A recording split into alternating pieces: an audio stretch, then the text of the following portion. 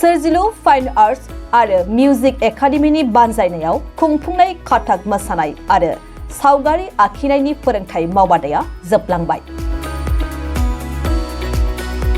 BTR सरकारनि हेफाजाबजों खुंफुंनाय बे 15 साननि कथक मोसानाय फोरोंथाय मावबादाया थांनाय सानखालि जोबलाङो। क'क्राझारनि मैदेर खर'आव थानाय सोरां गोजौ फरायसालिनि नब्लाङाव थांनाय 22 डिसेम्बरनिफ्राय जागायनानै 5 जानुवारिसिम गासै 15 सान कथक मोसानाय फोरोंथाय मावबादानि फोजोबनाय हाबाफारिखौ मैया खुंफुंनाय जायो। गासै 15 साननि बे मावबादायाव ओनसोलनि गोबां उन्दै उन्दै सोलोंसाफोरा कथक मोसानायजों लोगोसे सावगारि आखिनायनि फोरोंथाय लाफैदों आरो फोरोंथायखौ होदों बर' सावथुन मुलुगनि गोजाम फावखुंग्रि डक्टर मिजिं ब्रह्मआ।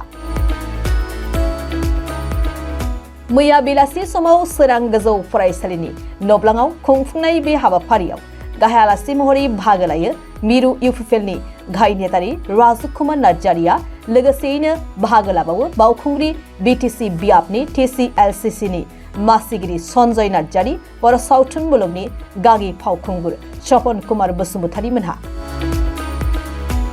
हाबाफारियाव बाहागो लानानै गाहाय आलासि राजु कुमार नार्जारिया बे मावबादा खुंनायनि सायाव एरैबायदि बुंथियो। जिलु जे जोंहा फाइन आर्ट्स एकाडेमि जे दङ बिथांमोना मोजां मोनसे हाबाफारि लादों। जोंनि क'क्राझार ओनसोलनि देरफुबाय थानाय उन्दै उन्दै हिन्जावसा हौवासाफोरनो क्लासिकेल इन्डियान क्लासिकेल डान्स कथकनि मोनसे वर्कशप बिथांमोना खालामदों। लोगोसे आर्टनिबो बिथांमोना मोनसे वर्कशप खालामदों।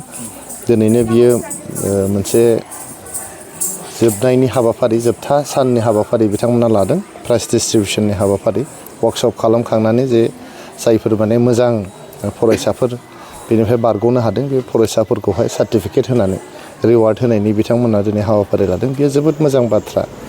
जोंनि बड'लेण्ड ओनसोलाव दिनैहाय जों बुंगासिनो जों जे जोंनि लाइमोनफ्रा जौ जुवाजों लोब्बा थानाङा। जोंनि लाइमोनफ्रा दाफामलु हाबाफारियावहाय लोब्बा थानांगौ, दावराव दावसिफोरजों लोब्बा थानाङा। जिहेतु जोंनावहाय गोजोना फैफिनबाय, सान्थिया फैफिनबाय। दा बे नैबे सान्थिनि आबहावायावहाय जोंनि देरफुबाय थानाय उन्दै उन्दै लाइमोनफोरा जाहाथे कनस्ट्राक्टिभ लाइनाव थांनो हायो आरो क्रिएटिभ लाइनाव थांनो हायो। बेनि थाखायनो बे हाबाफारिया माने मोजां मोनसे हाबाफारि जादों। जोङो गथ'फोरखौ खालि जौ जुवायाव लोब्बा दाथा होननानै बुंबानो जाया, बिथांमोननो मोनसे जोङो प्लेटफर्म होनांगोन। प्लेटफर्मा नैबेबायदि प्लेटफर्मनि गेजेरजोंसो जोङो लाइमोनफोरखौहाय दाफामलु हाबाफारियावहाय जरित' खालामनानै दोननो हागोन।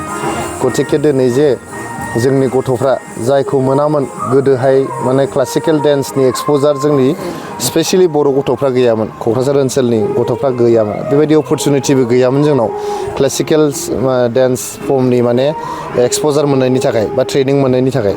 दिनैहाय सोरजिलु एकाडेमिया बे कथक क्लासिकेल डेन्स फर्मनि ट्रेनिं होनायजों लोगोसे बिथांमोननो बेसिक मोनसे नलेजखौ बेनि सायाव होदों आरो जों दिनै नुदों जोबोद मोजां पारफरमेन्स होदों उन्दै गथ'फ्रा क्लासिकेल डेन्सनि बा कथक पारफरमेन्स बिथांमोना खालामदों। बे जोंनि थाखाय मोनसे ब्राइट फिउचारनि मोनसे जों हप खालामनो हायो, जों मिजिंथिनो हायो। आरो आङो सोरजिलु एकाडेमिनि जायफोर मावथिफारिया लोगो बिथांमोन दङ बिथांमोनखौ आं गोसो गोरबोनिफ्राय धन्यबाद होदों आरो इयुनावबो बेबायदि हाबाफारिखौ लालांबाय थानो थाखाय आं खावलायहरदों।